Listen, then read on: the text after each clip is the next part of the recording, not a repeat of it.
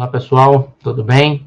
Meu nome é Rafael Santos, eu sou professor de Direito Tributário desta equipe qualificada, que é a equipe do CPI URIS, e eu agora teremos uma aula, um bloco, para tratarmos de competência tributária. Tá? Vai ajudar muito na sua preparação, ter o conhecimento pontual desse aspecto do direito tributário, a competência tributária.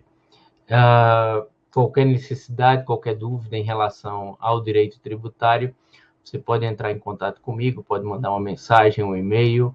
No material que eu vou disponibilizar para vocês, tem os meus dados de contato, tá bom?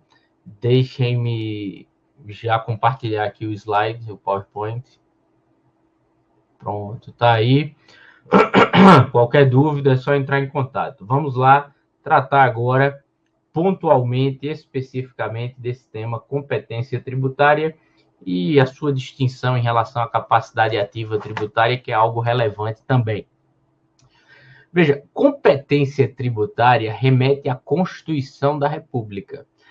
Competência é uma atribuição constitucional, ou seja, só quem confere competência é o texto da Constituição. Tá bom? Não vai ser em lei, não vai ser em ato infralegal, competência só na Constituição. E o que é a competência tributária? A competência tributária é a competência para que os entes políticos, ou é a atribuição constitucional para que os entes políticos instituam tributos. Quando eu falo de competência tributária, eu estou falando da instituição de tributo, a criação de tributos.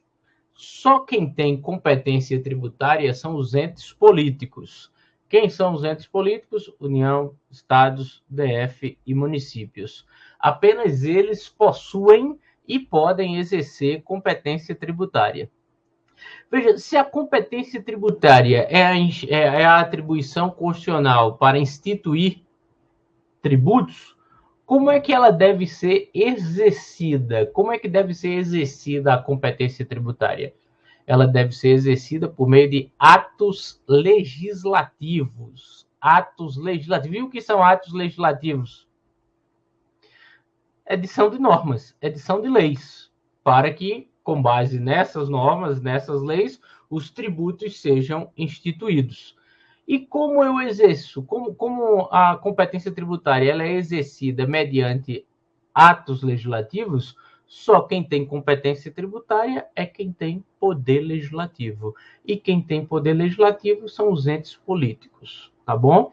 Não confundir a competência tributária, que é a competência para instituir tributos, com a competência legislativa em matéria tributária. A competência legislativa em matéria tributária é outra coisa. O que é isso? Competência legislativa em matéria tributária é a competência para editar normas a respeito do direito tributário, normas de direito tributário. A competência legislativa para direito tributário é a competência concorrente, ou seja, a União edita as normas gerais de direito tributário, o Código Tributário Nacional é a principal norma geral que a gente tem de direito tributário. Então, a União edita as normas gerais e os estados complementam, suplementam aquela legislação. E os municípios também têm a competência legislativa tributária naquilo que diz respeito ao interesse local, ao interesse municipal, tá? Então, competência legislativa é diferente da competência tributária.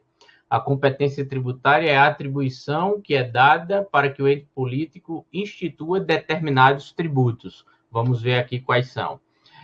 Já a competência legislativa em matéria tributária é a competência para editar normas de direito tributário, tá bom?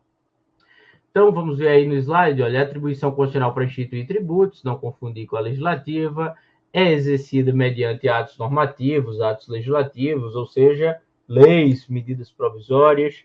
Apenas os entes políticos possuem competência tributária. E a competência ela é indelegável, improrrogável e intransferível. Essas são as características da competência tributária. Ela é indelegável, improrrogável e intransferível. Só quem pode exercer a competência tributária é o ente político a quem a Constituição atribuiu essa competência. Ele não pode delegar, não pode transferir sua competência tributária para outra pessoa, tá bom? Então, a competência tributária ela é indelegável, ela também é improrrogável. O que é que significa improrrogável? Que se o ente político que tem a competência tributária que lhe foi conferida constitucionalmente decidir não exercê-la, manter-se inerte, não exercer sua competência, ela não prorroga, ela não é transpassada, ela não é transferida para outro ente político pelo fato de um não ter exercido. Então, a ausência de exercício da competência tributária não a transfere para outro ente. Então, ela é improrrogável e, de uma certa maneira, e de uma forma geral, dizemos que a competência tributária ela é intransferível. Quem tem, pode exercer.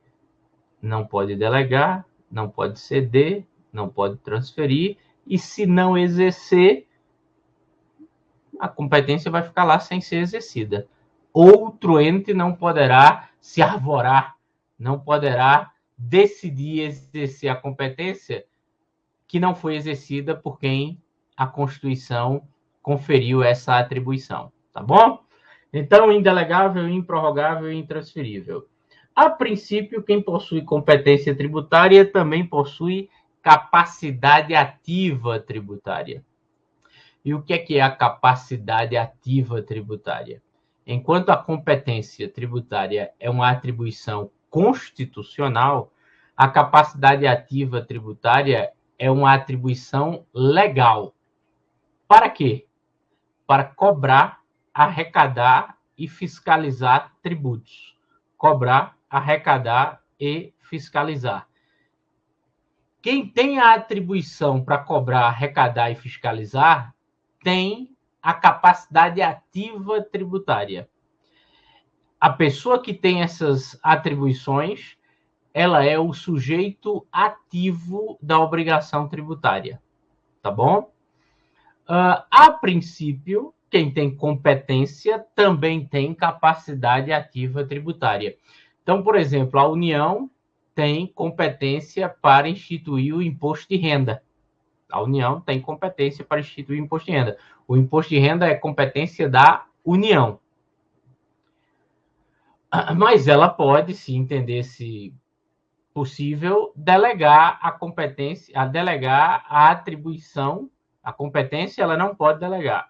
Ela pode delegar a atribuição para arrecadar, fiscalizar, cobrar o imposto de renda. A capacidade ativa tributária ela é delegável. A competência é indelegável. No caso do imposto de renda, a União não delega. Ela mesma tem a competência e exerce a capacidade ativa. Mas imaginem algumas taxas, por exemplo, a taxa de fiscalização do Inmetro, taxa de fiscalização do IBAMA. Inmetro, IBAMA são autarquias federais. Se elas são autarquias, elas não são entes políticos. Elas são pessoas jurídicas de direito público, mas elas não podem fazer leis. Só quem faz lei é ente político. Então, a União é quem tem competência para instituir a taxa de fiscalização do Inmetro, do IBAMA, da Anvisa. A União exerce a sua competência tributária para criar aquele tributo, no caso, uma taxa de fiscalização, e delega a capacidade ativa tributária para a autarquia.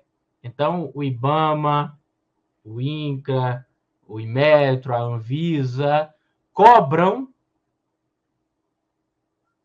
alguma taxa que a União tem instituído e delegado para a autarquia a capacidade ativa tributária. Na Constituição, nós temos a divisão de competência tributária. E é algo simples, porque a própria Constituição, de forma expressa, ela diz: olha, quem tem competência para instituir esses impostos é esse ente político, esse outro pode esses, esse outro pode esses. A competência tributária para a instituição de tributos, ela está espalhada pela Constituição. E no caso da competência para instituir impostos, presta atenção, tributo é gênero, não é isso? Tributo é o gênero e nós temos quais espécies tributárias? Temos imposto, taxa, contribuição de melhoria, contribuições especiais e os empréstimos compulsórios. No que diz respeito aos impostos, a Constituição ela traz uma competência privativa, que no caso da competência tributária, a gente não tem diferença entre privativa e exclusiva. Quando eu falo que na competência tributária, que é aquela competência para instituir tributos, quando eu digo que a competência para impostos ela é privativa, é porque cada ente político, União, Estados, Distrito Federal e municípios, tem os seus impostos que só a ele, só a esse ente político cabe instituir, não podendo outro ente político instituir em seu lugar. Então, para impostos, nós temos uma competência privativa. Cada ente político tem os seus impostos. E aí, veja, lá nos artigos 153 e 154, nós temos os impostos da União. Quais são? Imposto de importação, exportação, imposto sobre produtos industrializados, que é o IPI, IOF, imposto sobre operações financeiras, câmbio e seguro, esse é o IOF, imposto de renda, imposto territorial rural, imposto extraordinário de guerra, imposto sobre grandes fortunas e os impostos residuais que eu vou comentar mais à frente, que decorrem da competência residual. Então, veja, a União expressamente tem lá os impostos, nos artigos 153 e 154, que a ela cabe instituir, e só a ela, tá? No artigo 155, nós temos os impostos que cabem aos estados, ICMS, ITCMD e IPVA. Impostos estaduais, nós temos 3. Impostos municipais, também nós temos 3. Os municipais estão lá no artigo 156, IPTU, ISS e ITBI, tá bom? Então, você tem impostos da União, impostos dos estados, impostos dos municípios. Cada um com a sua competência privativa para impostos.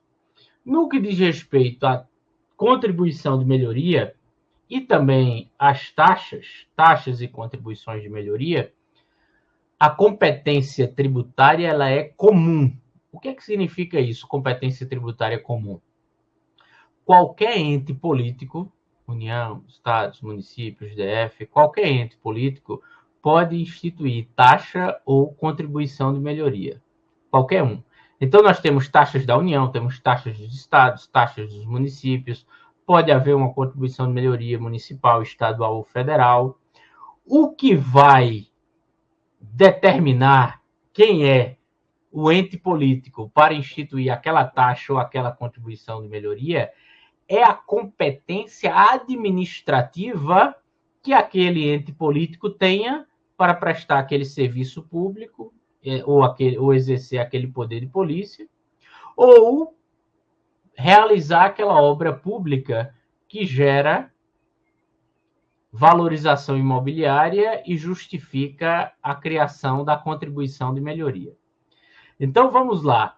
Se a União tem competência para exercer uma fiscalização sanitária, né, ela pode instituir a taxa de fiscalização sanitária, de vigilância sanitária. Tá? Se a União tem competência para prestar determinado serviço público, de emissão de passaporte, por exemplo, ela pode cobrar taxa de serviço pela emissão do passaporte. Então, ela pode instituir taxa, os estados também podem instituir taxas pelos serviços ou pelo exercício do poder de polícia que administrativamente seja da sua competência. Entenderam? Então, todos podem instituir taxa ou contribuição de melhoria, desde que ele tenha a competência administrativa para realizar aquele serviço, exercer aquele poder de polícia, ou no caso da contribuição de melhoria, que é aquele tributo cujo fato gerador é a valorização imobiliária decorrente de uma obra pública, que seja ele o ente político que tenha realizado essa obra. Se ele realizou a obra da qual decorre a valorização, ele tem a competência para instituir e cobrar aquela contribuição de melhoria. Então, para taxa e contribuição de melhoria, temos a competência comum. Em relação às contribuições especiais, o que são as contribuições especiais? São todas as contribuições, exceto a de melhoria. Então, você coloca dentro desse grupo contribuições especiais as contribuições sociais para a Seguridade Social, as contribuições de intervenção no domínio econômico, as contribuições de interesse de categoria profissional, a contribuição de iluminação pública, todas elas são catalogadas dentro desse gênero, dentro desse grupo, contribuições especiais, tá bom? E para contribuições especiais, em regra, quem tem competência é a União. A União. Apenas 2 tipos de contribuições especiais não é a União competente. Quais são? As contribuições cuja competência não pertence à União. A contribuição de iluminação pública, que não pertence à União à competência. A contribuição de iluminação pública, artigo 149-A da Constituição, pertence à competência aos municípios e ao Distrito Federal, já que o Distrito Federal tem competência cumulativa, tá? Ele tem competência daquilo que os estados têm e daquilo que os municípios têm, ele soma as duas. Então, a de iluminação pública não é a União, municípios e DF. E a outra contribuição especial, cuja competência também não pertence à União, é a contribuição para a previdência dos servidores estaduais e municipais do regime próprio, do regime estatutário do ente estadual ou do ente municipal, tá bom? A contribuição previdenciária cobrada dos servidores estaduais e municipais vinculados ao regime próprio de previdência, a competência para instituir essa contribuição é dos estados e dos municípios, tá bom? Tirando essas duas, a previdenciária dos servidores e a de iluminação pública, todas as outras contribuições especiais, a competência pertence à União, tá bom? Só a União pode instituir contribuição de intervenção no domínio econômico, contribuições sociais, contribuições para a Seguridade Social, tirando a do servidor estatutário, estadual e municipal, né? Também contribuições do interesse de categoria profissional ou econômica, só a União pode instituir, tá bom? E, por último, os empréstimos compulsórios. Os empréstimos compulsórios são tributos, é uma outra espécie tributária, né? Imposto, taxa, contribuição de melhoria, contribuições especiais, e a quinta espécie é o empréstimo, são os empréstimos compulsórios. E os empréstimos compulsórios, a competência pertence também à União. Só a União pode editar normas sobre empréstimo compulsório, só ela pode instituir o empréstimo compulsório. E ela só pode fazer isso por meio de lei complementar, tá bom? Competência para instituir empréstimo compulsório só pode ser exercida por lei complementar. A Constituição exige lei complementar para a instituição do empréstimo compulsório. Então, competência privativa da União, e para a União exercer essa competência em relação aos empréstimos compulsórios, é necessário a edição de lei complementar, tá bom? O DF possui competência cumulativa, estados e municípios, já falei, está aí na tela. A União também tem competência tributária cumulativa, isso no âmbito dos territórios federais, tá? Não temos mais territórios federais hoje em dia, mas se tivermos dentro do território federal, a União possui competência cumulativa. Ela acumula a competência dela, União Federal, com a competência estadual e com a competência municipal, caso o território federal não seja dividido em municípios. Se ele for dividido em municípios, aí cada município vai ter a sua própria competência municipal, tá bom? Competência residual. O que é isso? Competência residual. Preste atenção. A competência residual aparece lá no artigo 154, inciso 1 da Constituição. E ela tem esse nome de residual porque ela se refere à competência para que a União institua outros impostos além daqueles previstos na Constituição. Outros impostos além daqueles previstos na Constituição Federal. Então, você tem lá, artigo 153 e 154, impostos da União, artigo 155, impostos dos estados, artigo 156, impostos dos municípios. Além daqueles, é possível instituir outros impostos? É possível no exercício da competência residual, desde que preenchidos os requisitos lá do artigo 154, inciso 1, tá bom? Então, primeiro entenda, a competência residual, o que é? É justamente isso. A competência para instituir outros, além daqueles previstos na Constituição. É possível desde que preenchidos esses requisitos. Primeiro, só quem tem competência residual é a União. A forma de exercer a competência residual é por meio de lei complementar. Só por meio de lei complementar é possível exercer a competência residual. A competência residual existe para impostos e para contribuições da Seguridade Social. Para contribuições da Seguridade Social, ela aparece lá no parágrafo 4º do artigo 195. Tá?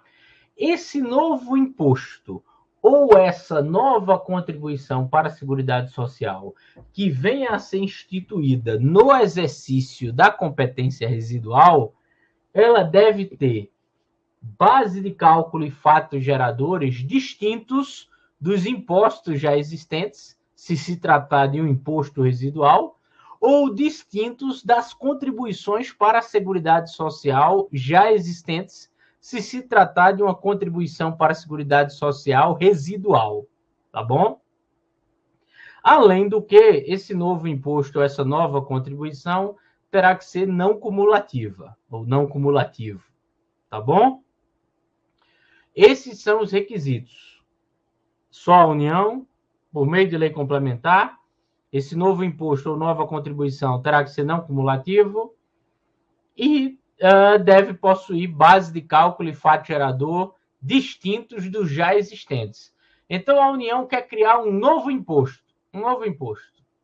Ela pode, desde que o faça por lei complementar, esse novo imposto seja não cumulativo, e ele tenha fato gerador e base de cálculo distintos, diferentes dos impostos que já existem. Não pode ter o mesmo fato gerador ou base de cálculo do imposto de renda, porque esse já existe, do IPTU, porque já existe, do ISS já existe. Terá que ser algo novo, tá? Uma manifestação de riqueza nova, que ainda não seja tributada por impostos, tá bom?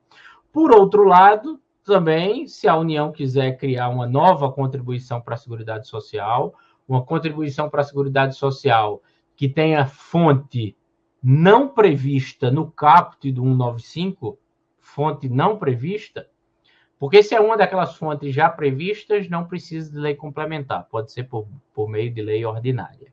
Tá?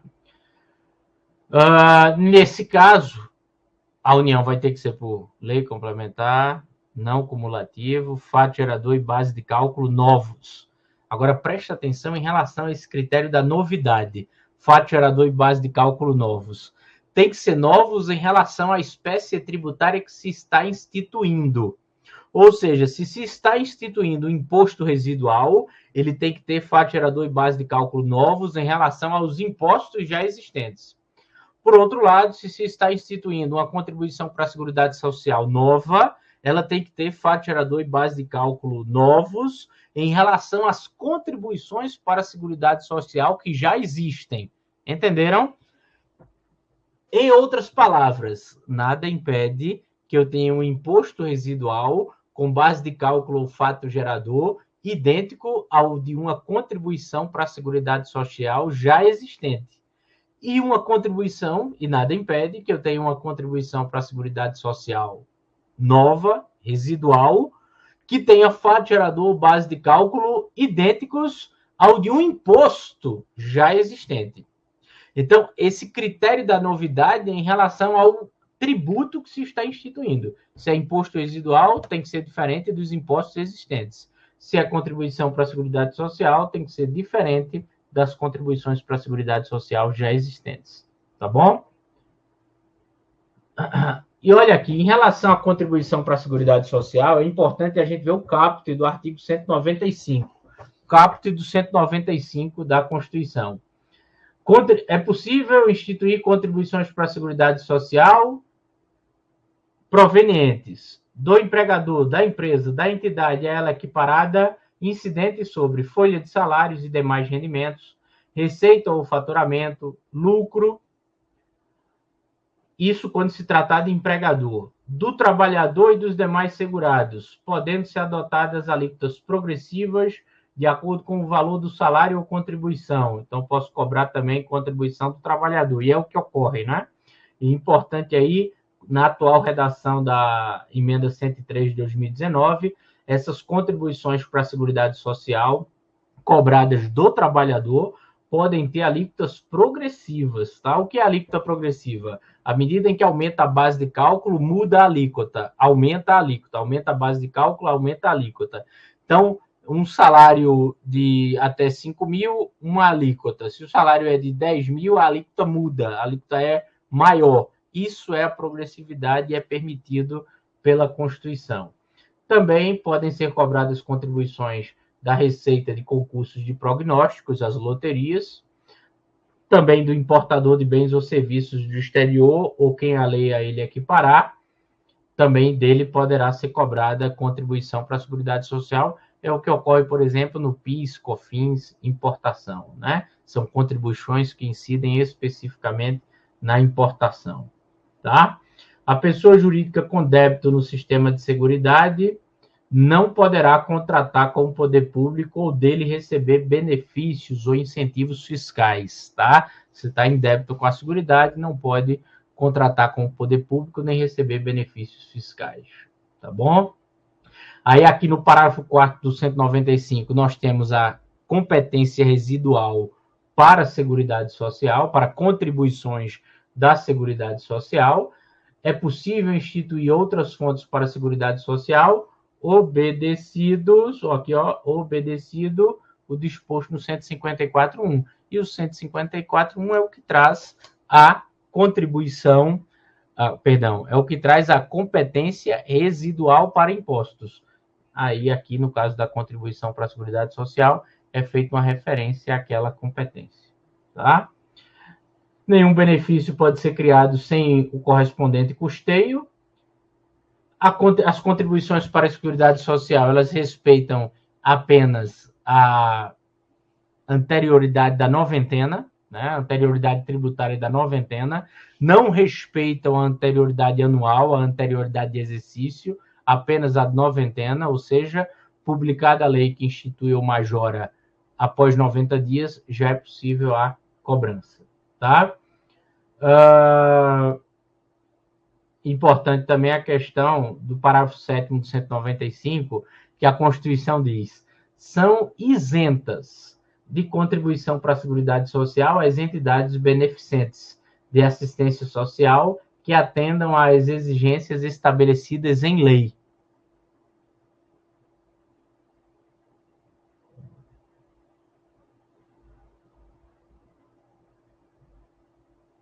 Qual é o ponto interessante desse parágrafo 7º? É que ele fala são isentas, mas a gente sabe que se a determinação de não tributação parte da Constituição, é a Constituição quem diz que não haverá tributação nessa ou naquela situação, isso não é uma isenção, isso é uma imunidade. Então, apesar do parágrafo 7º falar são isentas, claro, se cai a literalidade do parágrafo 7º na prova, isso aí é verdadeiro, é o que a Constituição diz. Mas é importante você saber que isso, na verdade, é uma imunidade. Tá?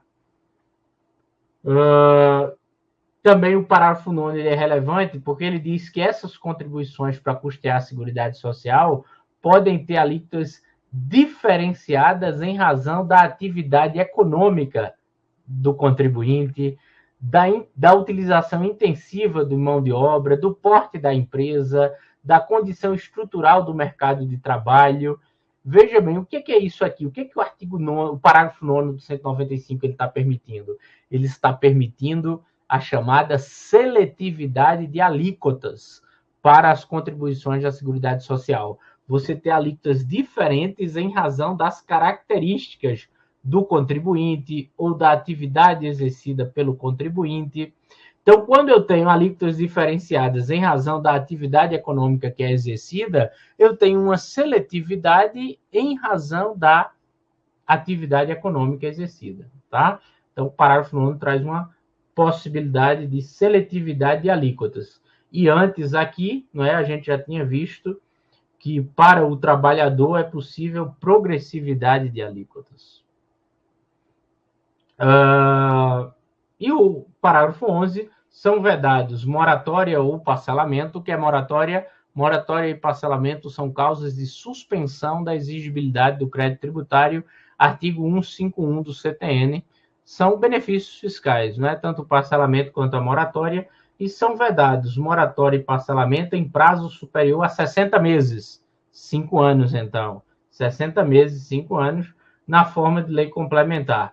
A remissão e a anistia das contribuições sociais de que trata a linha A do inciso 1 e o inciso 2 do caput. Vamos voltar lá? A linha A do inciso 1, folha de salário. E inciso 2, do trabalhador. Contribuição sobre folha de salário. E inciso 2, contribuição do trabalhador.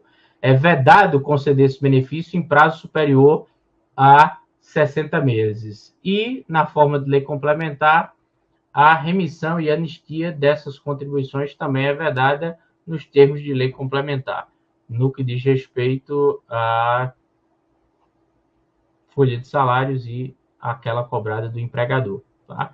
Não permitir a concessão de benefícios fiscais tão abrangentes para esse tipo de tributo, já que é um tributo que tem a sua receita destinada especificamente para custear a Seguridade Social, que é o conjunto de ações voltadas para previdência, assistência e saúde, não é? Seguridade Social é aquele conjunto de ações que engloba previdência, assistência e saúde. E como o dinheiro arrecadado tem que ir especificamente para essas áreas, não se deve conceder benefícios fiscais de uma forma enlarguecida. E por isso a Constituição traz essa vedação. Olha aqui, contribuição, alguns precedentes, competência e contribuição especial, competência residual. Aqui é o STF, dizendo que a contribuição trazida por essa lei aqui, do 22, inciso 3 da 8212, que é aquela contribuição do contribuinte individual, ela já possui amparo no artigo 195, inciso 1 da Constituição, que é essa aqui. Empresa, entidade, ela equiparada. Aqui você entraria o contribuinte individual.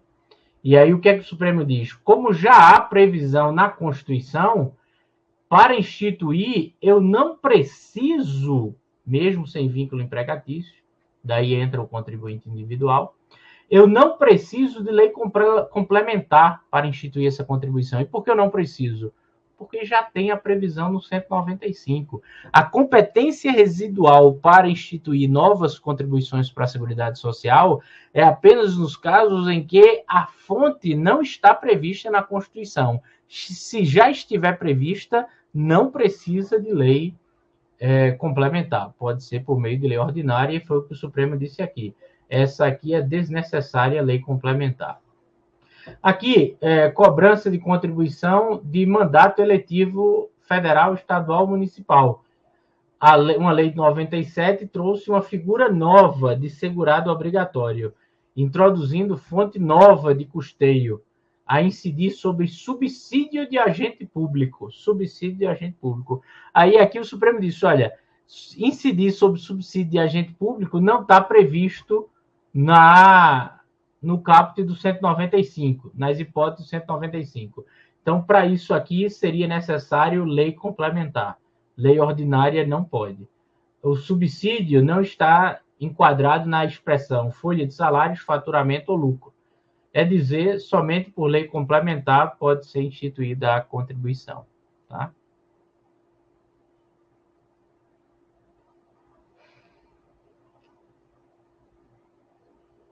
E aqui aquela questão de que, tratando-se de contribuição para a Seguridade Social residual, ela tem que ter fato gerador e base de cálculo novos em relação às contribuições já existentes. Nada impede que ela tenha fato gerador e base de cálculo idêntico ao do imposto.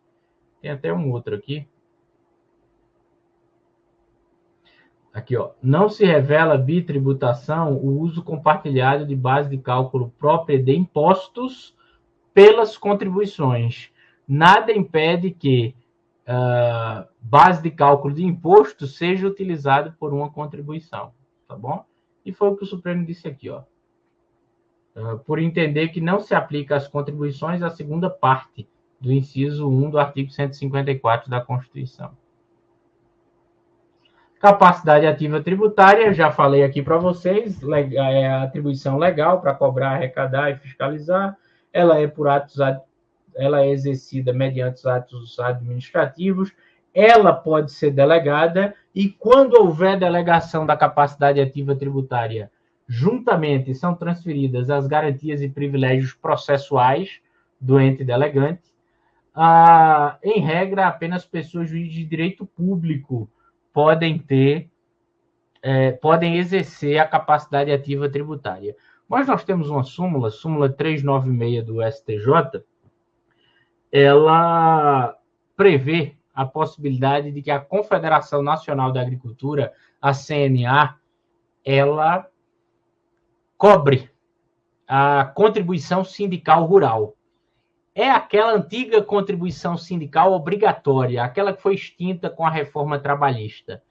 Aquela contribuição sindical rural, aquela lá que era obrigatória, recolhida de qualquer pessoa integrante da categoria profissional, sendo ou não associado, filiado ao sindicato, ele tinha que pagar essa contribuição. Aquela contribuição ela era tributo, tinha natureza de tributo. Tá? Ela foi extinta, mas o STJ sempre firmou uma jurisprudência e firmou uma súmula, editou uma súmula dizendo que aquela contribuição sindical rural, a Confederação Nacional da Agricultura, a CNA, poderia sim cobrar aquele tributo. E aí é curioso, porque sindicato é pessoa de direito privado, a CNA, a Confederação, também é uma pessoa de direito privado. Então a gente tinha uma situação em que uma pessoa de direito privado cobrava tributo. Aquele tributo hoje foi extinto, né? Mas, nos termos do CTN, da lei, só pessoa de direito público pode cobrar tributo. Aí, artigo 6º ao 8º do CTN, importante a leitura, tá? Mas é aquilo que a gente já falou aqui, tá indelegável. A capacidade ativa, ela é delegável, a competência é indelegável. A capacidade ativa, se ela for delegada, essa delegação vai poder ser revogada a qualquer momento por ato unilateral.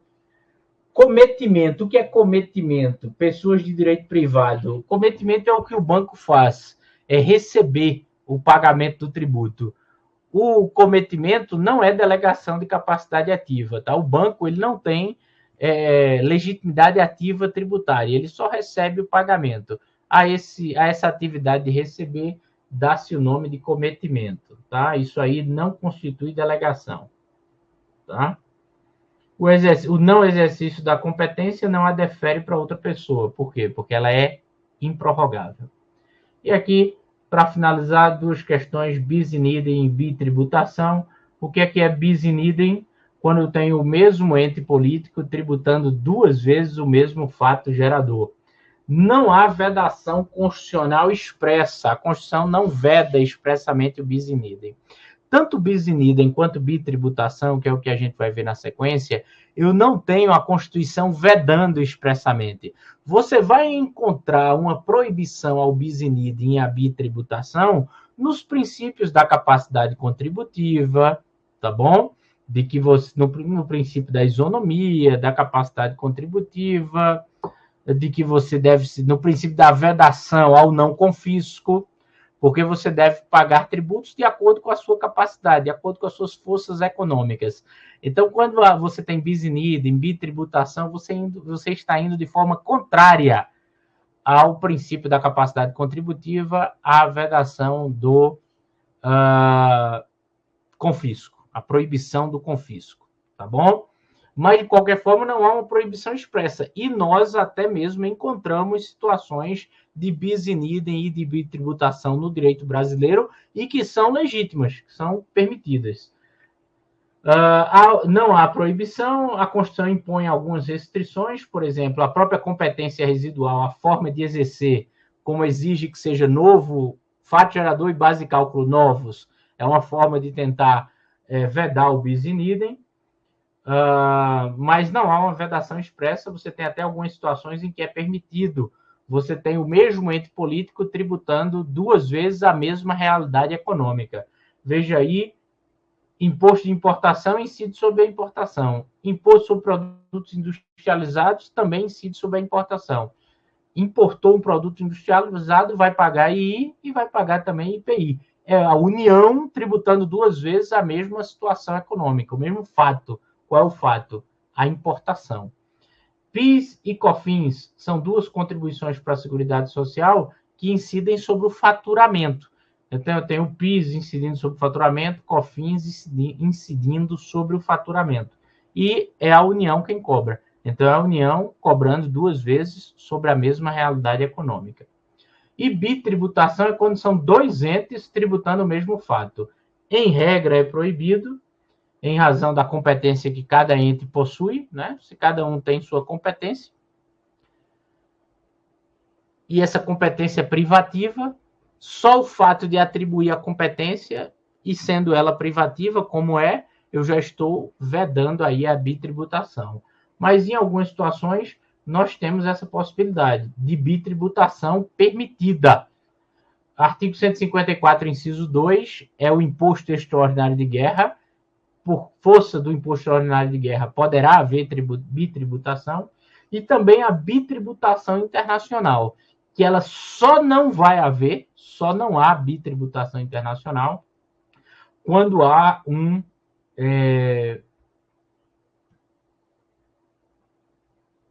tratado internacional afastando a bitributação. Se não houver o tratado internacional, haverá normalmente a bitributação internacional. Ela é possível de ocorrer, tá? E existem algumas situações de aparente bitributação, mas que, na verdade, não é bitributação. IPTU e ITR são dois estados cobrando, são dois entes políticos cobrando. Não, IPTU e ITR, qual que é a situação aqui? Eu tenho dois entes cobrando tributo, mas é uma aparente, porque, na verdade, um tem competência para o IPTU, é o município, e quem tem competência para o ITR é a União. Então, não é verdadeiramente uma bitributação, é só aparente, mas que se resolve pela competência. Se for imóvel rural, é ITR, se for imóvel urbano, é IPTU. É a propriedade do imóvel sendo tributada de forma diferente. Dois estados cobrando ICMS sobre o mesmo fato, há um conflito. Ou então aqui eu posso ter um imóvel que o município entende que está na zona rural, o município entende que está na zona urbana, a União entende que está na zona rural, e um quer cobrar IPTU, o outro quer cobrar ITR, é um conflito que vai ter que ser dirimido pelo judiciário. 2 estados cobrando ICMS. O cidadão praticou um fatiador, o estado da Paraíba cobra ICMS dele e o estado de Pernambuco também cobra ICMS dele pelo mesmo fato. Os dois estão querendo cobrar. Isso vai ter que ser dirimido pelo judiciário. A ação judicial que serve para o contribuinte se opor a uma tentativa de bitributação é a ação de consignação em pagamento, tá bom? 2 municípios cobrando ISS, pelo mesmo fato. Um estado querendo cobrar ICMS, o município querendo cobrar ISS pelo mesmo fato. São situações de aparente bitributação, mas, na verdade, o que está havendo aí é um conflito entre os estados, ou entre estado e município, ou entre município e União. E esse conflito tem que ser dirimido em uma ação de consignação em pagamento, tá? Em regra, então, a bitributação ela é proibida. Você vai ter as exceções do imposto extraordinário de guerra e a bitributação internacional, tá bom? O sujeito ativo da obrigação, já falei, pessoa jurídica de direito público, artigo 119, tem a questão da súmula 396, para pessoa de direito privado, que especificamente é a CNA, mas aquele tributo, que é a contribuição sindical obrigatória, não mais existe hoje em dia, né? E nós temos uma possibilidade de inovação subjetiva ativa na obrigação, que ela aparece lá no artigo 120, ó. Salvo disposição de lei em contrário, a pessoa jurídica de direito público que se constituir pelo desmembramento territorial de outra, subroga-se nos direitos desta. Então, o desmembramento territorial, eu tenho o estado de Goiás foi desmembrado para criar o estado de Tocantins. Quando houve esse desmembramento e a criação do estado de Tocantins, o estado de Tocantins se subrogou nos direitos que o estado de Goiás tinha sobre fatos geradores, por exemplo, de IPVA, de TCMD, que agora estão no território de Tocantins. E aí, numa situação dessa, há uma novação subjetiva ativa. O sujeito ativo da obrigação vai ser alterado. E, ao invés de Goiás, vai passar a ser Tocantins. É uma possibilidade de inovação subjetiva ativa. Tá bom? Ok. Aqui encerramos, então, a nossa aula sobre competência tributária e algumas considerações também sobre a capacidade ativa tributária. Tá bom, pessoal? Um forte abraço, bons estudos. Tchau.